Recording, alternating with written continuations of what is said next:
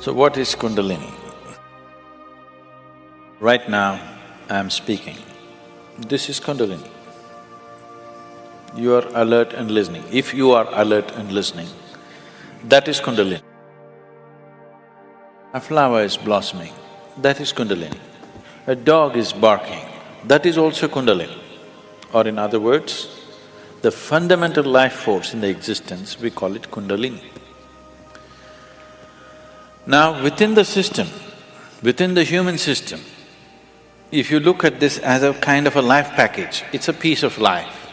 This piece of life is packed in a certain way with layers of this energy. One dimension of energy comes alive immediately because that is necessary for your survival process. The other dimensions of energy will not come alive unless you do something about it. Unless you're aware of it and activate it in a certain way, they do not come into existence, they remain dormant. The dormant energy is way bigger than the energy that is in use right now.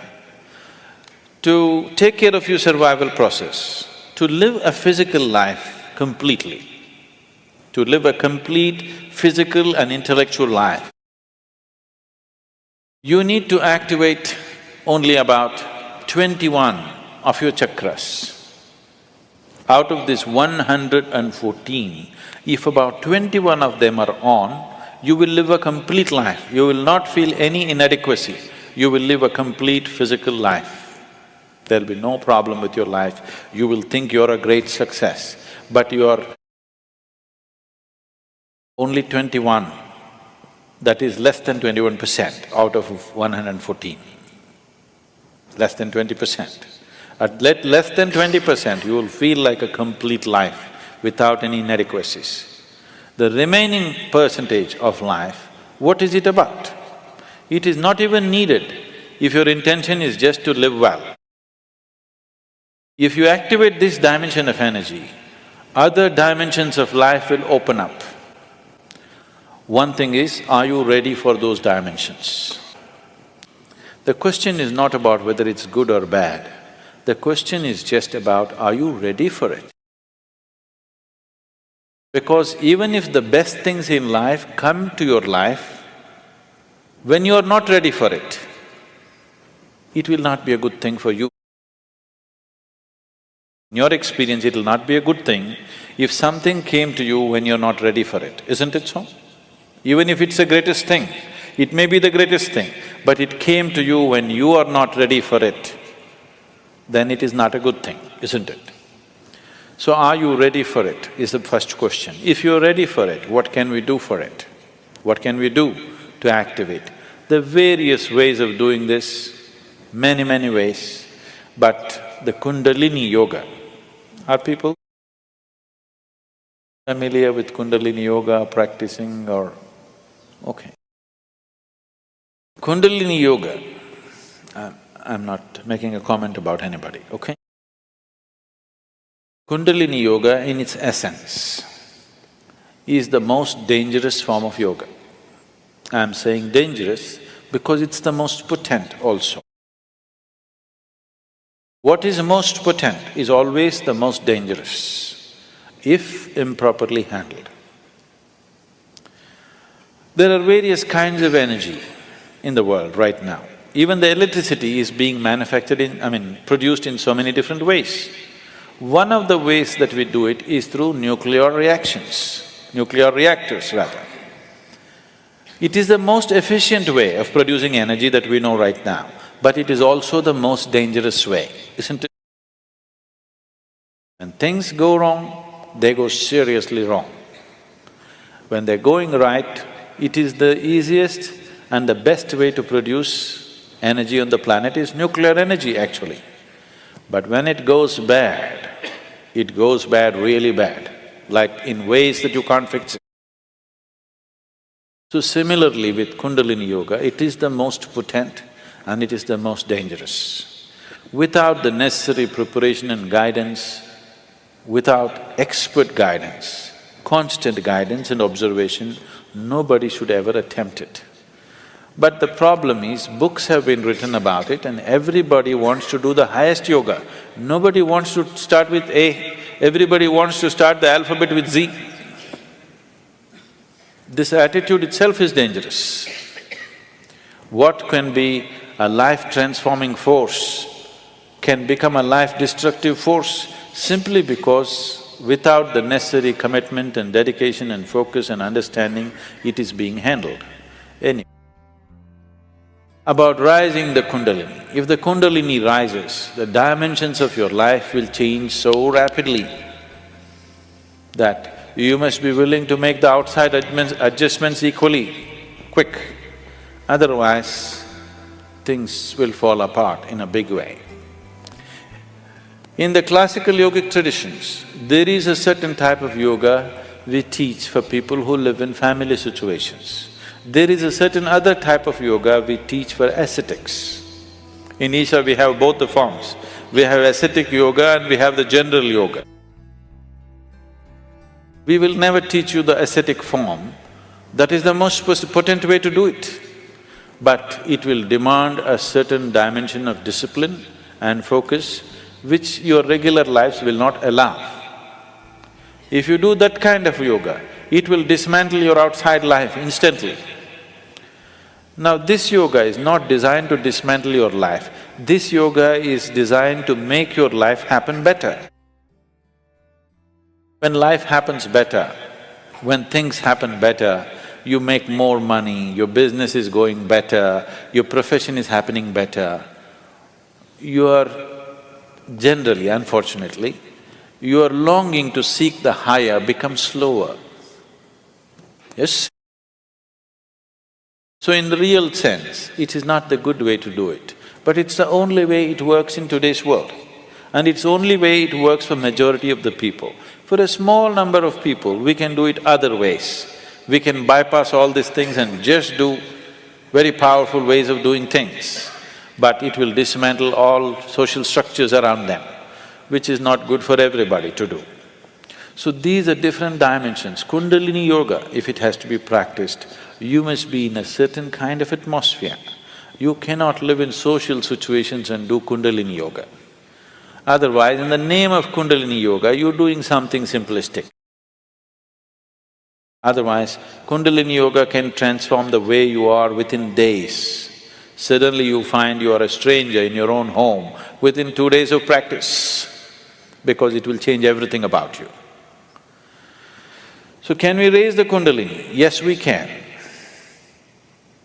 One way is to create a conducive atmosphere so that slowly it rises. The other way is to provoke it in such a way that it raises quickly. If it rises quickly, then everything changes dramatically. If it rises slowly over a period of time, changes will happen slowly, you will be capable of handling these changes over a period of time. But if it happens very quick, then you will not be able to handle the changes. Things will look like things are falling apart. So there are different ways of doing this. How many ways? There are too many ways. I will not go into how many ways. There are so many ways of doing it. Essentially, there are 112 ways of doing it. There are 112 ways in which you can take this up. From the base to… for this you have to know the structure, otherwise it'll become very elaborate. Out of these 114 chakras, there are 7 which we recognize as 7 dimensions. Out of this, 6 are within the body, 1 just outside the physical body. So if you employ these 112 methods, you will handle the 6th chakras. The 7th one you cannot handle. There are 112 ways in which you can attain to a chakra which we refer to as Agna. But from Agna to Sahasrara, there is no way. There is no way to do it. You just have to jump into an abyss. If you have to jump into an abyss, you should be insane. Or you should have enormous trust in somebody.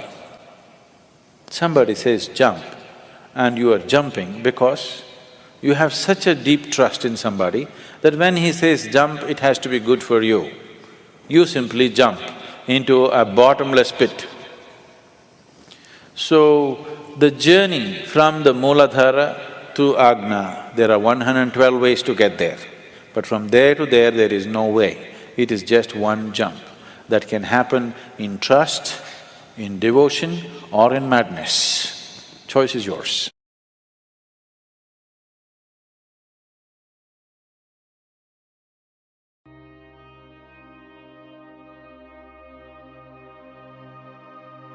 Namaskaram, Sadhguru.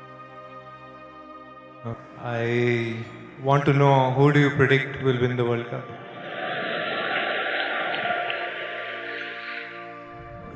People have accused me of all kinds of rubbish, but nobody ever said I'm a match fixer.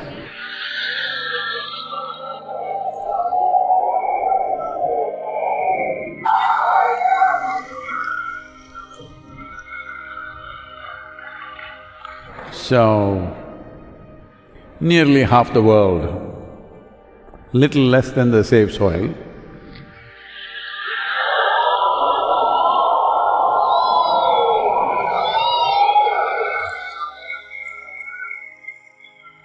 nearly half the world is sitting up and watching the World Cup. Maybe not all of them with the same intensity and involvement.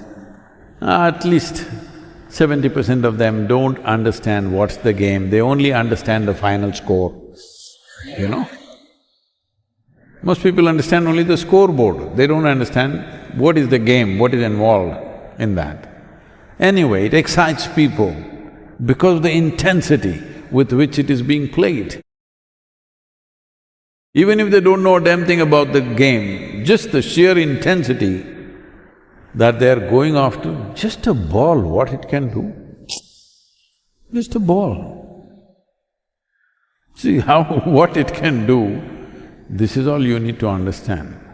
It's not about the ball, it is about the intensity of involvement.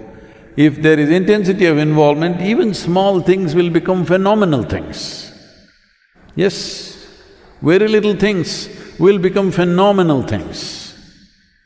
But it takes intensity of involvement. So, right now there is such excitement, people are sitting up through the night in different parts of the world, depends which part of the world you are in, and watching sleepless nights. You think I want to spoil that sport? By saying, this guy or this team will win. No, I'm not for predictions.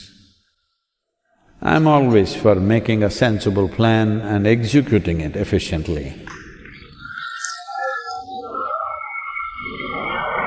Now,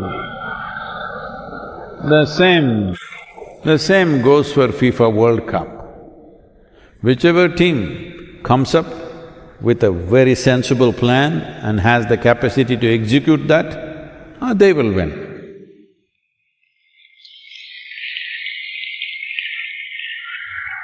Well, there have been surprises. People think there are surprises because Saudi Arabia beats Argentina. Japan downs Germany. Morocco kicks out Spain.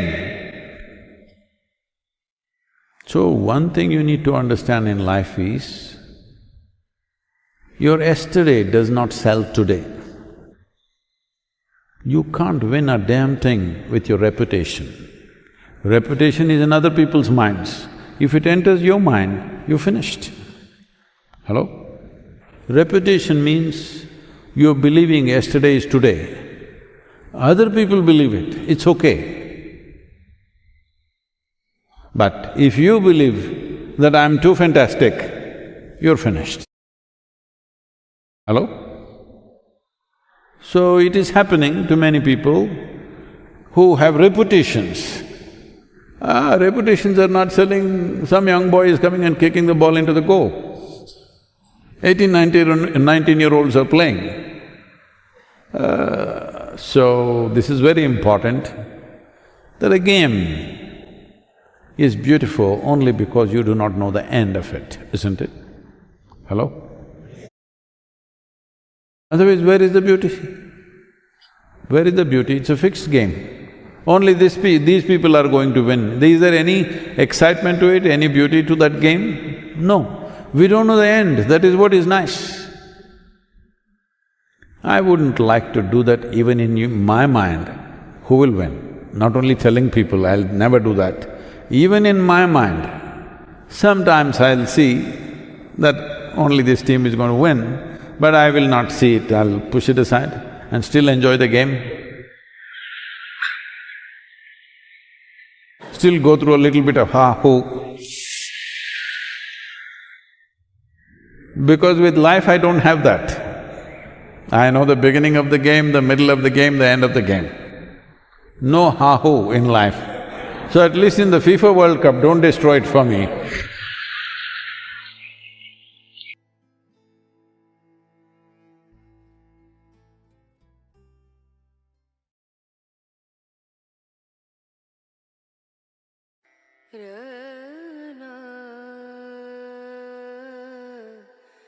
How can we translate Gita, the philosophy of Krishna, into augmenting business in India?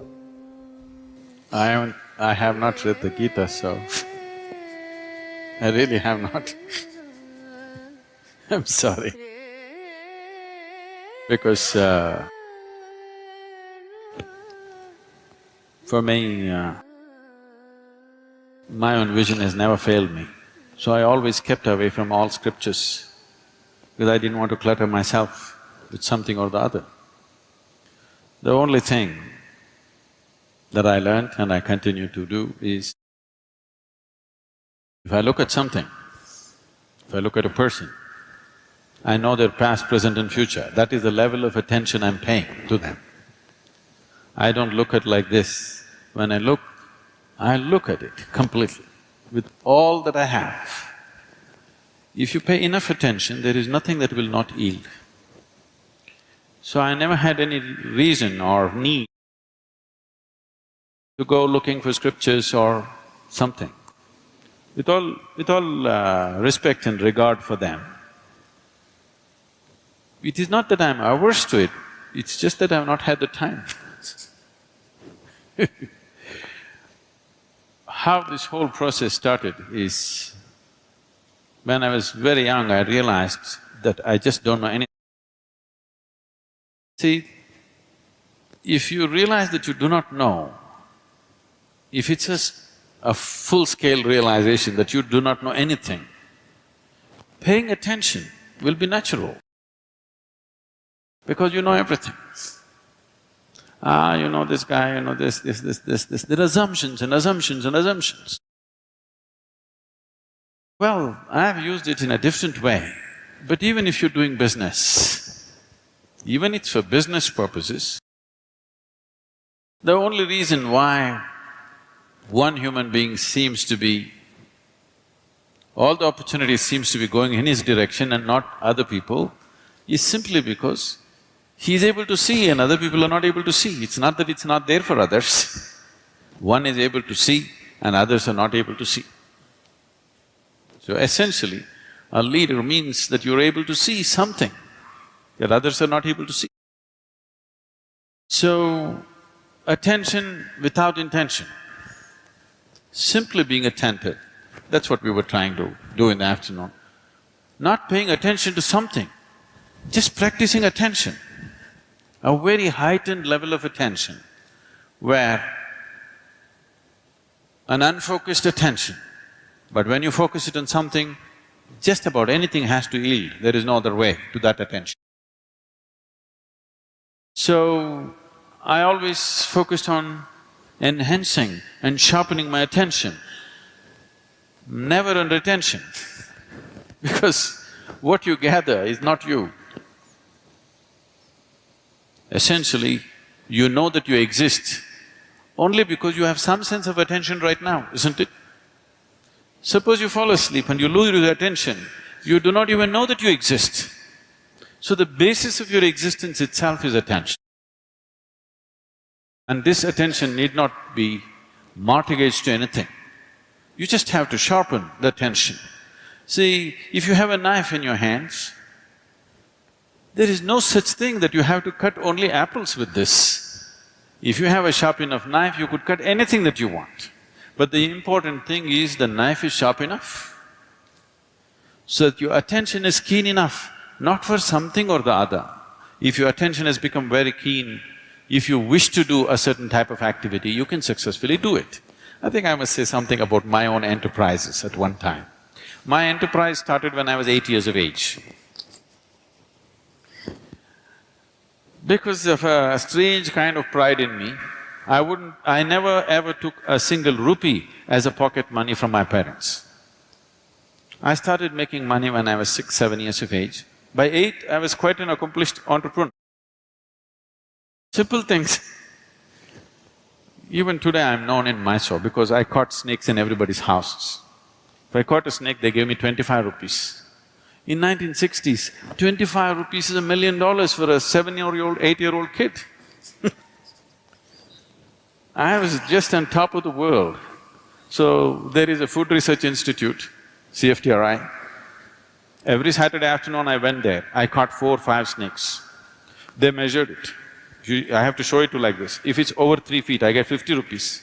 Less than 3 feet, I get 25 rupees. On an afternoon, I would make 100, 150 rupees. I don't know if you can imagine, 150 rupees for an 8, 10-year-old kid in 1960s or 70s was like $1 million today. It was big. And I went to so many things, just about anything that came my way. I should tell you a little enterprise that I did which grew into a big business. After my university, where I learned nothing, but I passed. The only thing was, by then I had crisscrossed India on my motorcycle, and I suddenly realized when I went to the borders of India, they asked me for something other than my driving license. I did not even know that there was a passport. See, it's not like today. Today every child, maybe 3-year-old, 4-year-old kid knows he has to have a passport. I'm in my 20s, but I do not know that I need a passport. I went to the border and then they said, "Where is your passport?" I said, "What? I have a driving license." They said, "No, you need a passport." Then I turned back from Nepal border and came back on my motorcycle. So my only dream was, I'm going to just ride across the world. So I wanted to do something, I started kind of farming, commercial farming. I was making money. I thought I will do for 2 years and leave. But in the meantime, my entrepreneurship took off in so many different ways. Like this I went about. And then there was an industry coming up close by, they wanted to build a water treatment plant. I happened to know the person who was running the industry. I just went there and I wanted to meet him. I was sitting in his office, they were discussing something about a water treatment plant. I just heard this and they were looking at the drawings and stuff. Then I asked him, "Can I apply? Can I do this? Because it is close to my farm, can I do this?" He said, "No, this is very complex, there are some experts from Mumbai and Bangalore who will come and do it, you cannot do it." I said, "Give me a chance, let me see." I took the file from him. I went and read through everything. Then I went back to him after 3 days and said, "I can do this." He said, "Don't you do this, you're my friend. I don't want to do this." "No, just let me give the tender." Those days, there was something called as Navakarnataka book-stalls. They were selling only the Russian books. You used to get big literature books, you can get Lev Tolstoy's War and Peace for 2 rupees and engineering books for 1 rupee, 2 rupees, all hardbound books. I bought 10 books about water treatment plant, sat down in my farm and poured through this day and night. I made my own new design. I went there and I gave a tender for 1.76 lakhs. Mind you, this is 70s. And the closest tender was 32 lakhs. The highest tender was over 60 lakhs.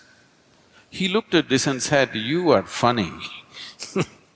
You're not going to do this." I said, "No, I can do it." He said, "No way you can do it. Look at this, the nearest tender is 32 lakhs and you're saying 1.76 lakhs. How will you do it?" I said, "Give me 1 more day." I went back again and poured through the books. I said, "I'll do it." Then he said, It's 90 days. You must finish this and it must work. If it doesn't work, at your own cost, you must remove it, clean the site and go, and I will not give you a rupee of advance. I again went and poured through the books. I said, I can do it. I completed this in a little over 70 days. I did this in 90,000+ rupees. In one shot, I made 80,000 rupees, just like that. People thought this is a hit. There my construction industry started. Raja Ramana was coming for RMP plant. He's just coming in a helicopter to see where the site is. There is no anybody there. I just went and met this engineer, he said he was breaking his head, I don't know what to do, I have to mark the site. I said, I've got pegs and white cloth. I will just go and mark the site for you. I marked it, they paid me 38,000 rupees for a 15-minute job. I went on my motorcycle and just fixed it myself. Like this my enterprise started and we grew into a major construction company. We were going very big, but then I got enlightened, so I gave up.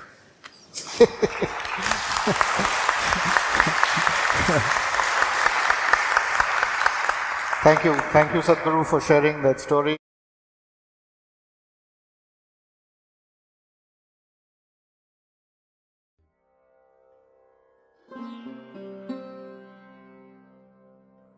So,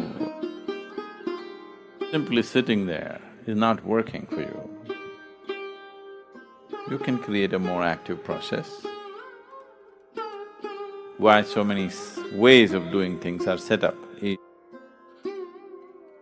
Even the same person, an individual person, may not be the same level of receptivity and openness every day of his life.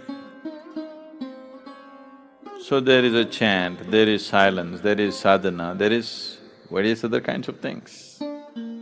At least these three things if you take, there is a Guru Puja, there is a simple chant, or simply sitting silently, or sadhana. Any one of those things you do, it'll work. If you… and don't try to feel presence, you'll end up imagining. The important thing is not whether I am present or not, that you are present. So if you sit in one place, most of the time you're not present in that place, you wander the whole cosmos. So the best thing is, if your mind is in such a state, to chant, or to do some sadhana, or to do the Guru Puja, so that you are present. If you are present, I am present, always.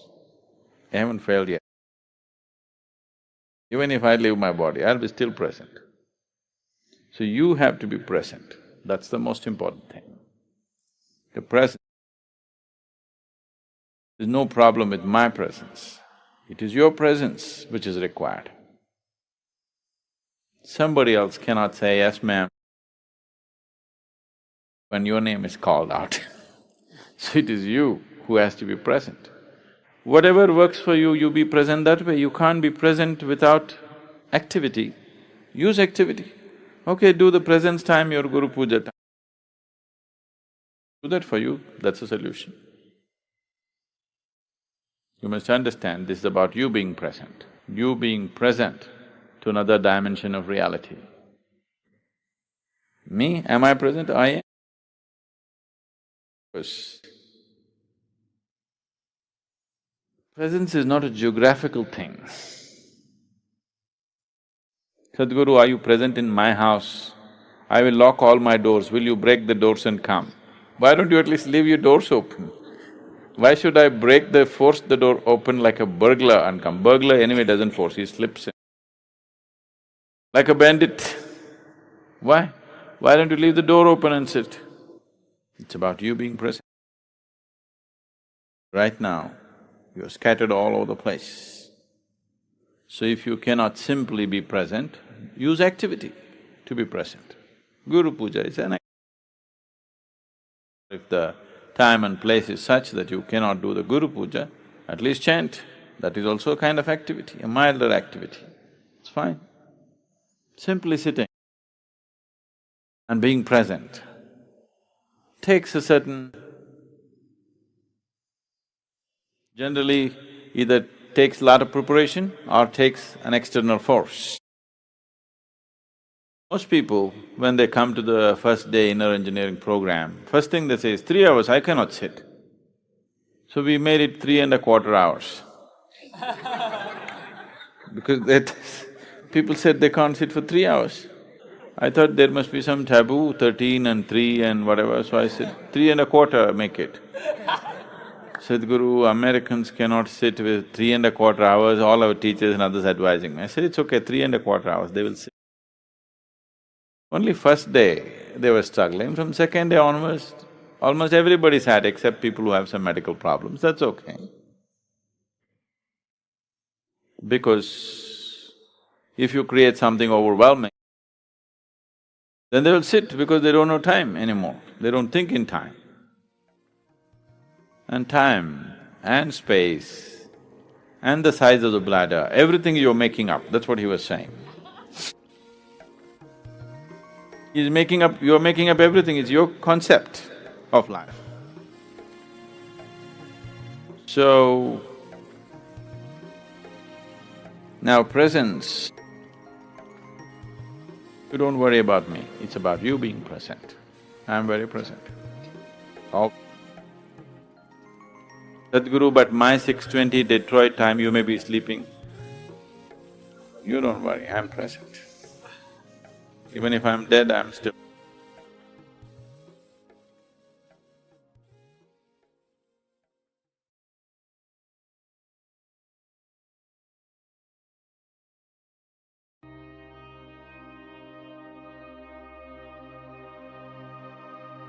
In yoga, we see a human being as 5 sheaths or 5 layers of bodies. These are known as Annamaya Kosha, Manomaya Kosha, Pranamaya Kosha, Vijnanamaya Kosha and Anandamaya Kosha. Translating it into English would mean, Annamaya Kosha means food body. The body, the physical body that you have is just the accumulation of food that you have eaten. It is something that you gather. Manomaya Kosha means a layer of intelligence which is capable of accumulating knowledge. But there is a layer of intelligence. It is not here or here, here somewhere. Every cell in the body has its own intelligence, yes or no? So intelligence is all across. Accumulation of knowledge is all across. When I say this, people will always think, generally the thought is, memory means it's in your head. No, no, no. Your body has 1,000,000-fold more memory than your mind. Right now, your great-grandfather's nose is sitting on your face because something in the body remembers, isn't it? Yes or no? 1,000,000 years ago, how your forefathers looked. Unknowingly, still your hair is like that, your texture of the skin is like this, your complexion is like this. Your body remembers. Your body remembers 1,000,000-fold more than your mind can ever imagine. So, both in terms of intelligence, right now, what is happening in a single cell in your body, can you logically, mentally or intellectually decipher what's happening in one cell in your body? One molecule of DNA, what's happening is too much to know. So, the intelligence and the memory in the body is way beyond what happens in the bone box that you call as your head. It is just that this part of your intelligence can generate thought, and because you have become very attached to your thought, you think intelligence is all coming from here. No. This is exuding much more intelligence than your brain can ever think of. This is the science of yoga. One dimension of it, let me speak about a very small aspect of this. Essentially, one aspect of yoga means understanding the geometry of existence. When I say the geometry of existence, for example, This solar system is functioning the way it's functioning. One thing is, all this life, including yourself, you're all solar powered, aren't you? Everything, all life on this planet is solar powered, isn't it? I was, like about 6 weeks ago, I was in an open helicopter. We were just at about 4,500 feet.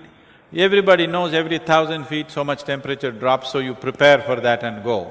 But suddenly it became extremely cold. So cold that we had to come down. So we were just discussing.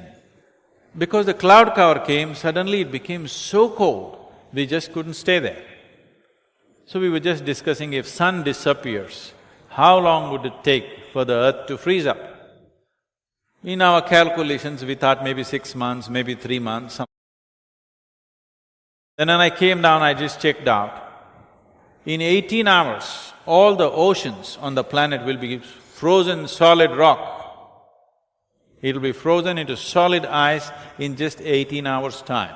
So you clearly know that sun is the basic source of energy. Everything in this planet is solar powered.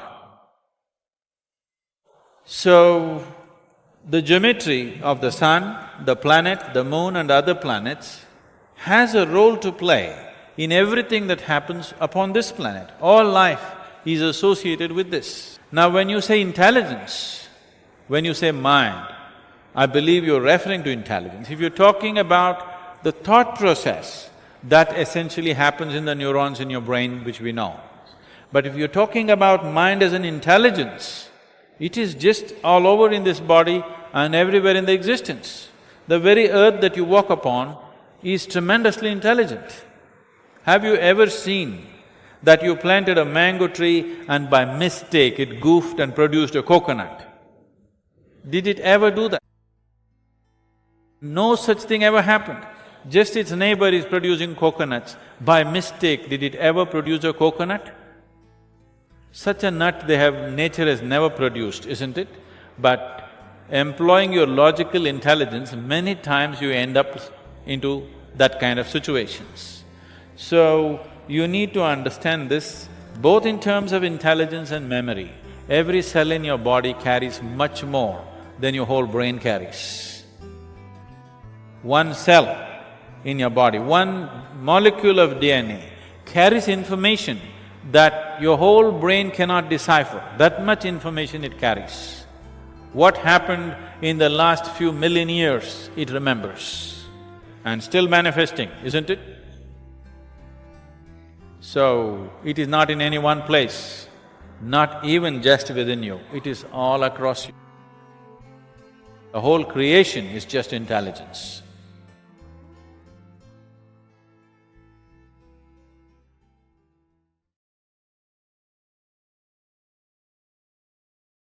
Each of these videos is a construction, and whoever reaches the end is helping to sustain this work. If this content resonated with you, leave a comment, share it, subscribe, and of course, give it a like. Also, take a look at the links in the description.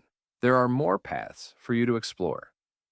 Thanks a lot, big hug, and see you in the next video.